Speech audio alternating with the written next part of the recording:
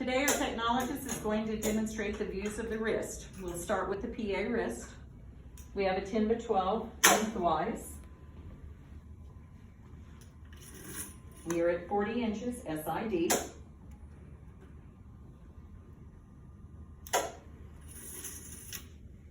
We're going to place the patient's wrist in the center of the image receptor. We want the anterior wrist flat with the fingers flexed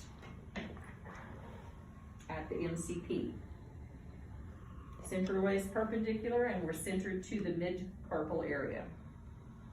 And we're also centered to the 10x12 IR.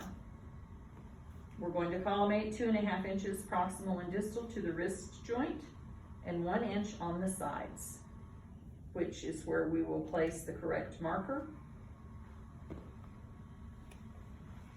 PA projection of proximal metacarpals, carpals, and distal radius and ulna are all viewed with this image. Now we're going to do the PA oblique wrist with lateral rotation. Patient's seated with the arms straight on the image receptor. She's shielded. We're still at 40 inches, placing a left marker on the board. The wrist is rotated 45 degrees laterally. And we're going to collimate 2.5 inches proximal and distal to the wrist with 1 inch on each side with the correct marker placed in the light field. This projection will project the proximal metacarpals, carpals, and the distal radius and ulna. Then we will go to the lateral wrist. We roll a 4-inch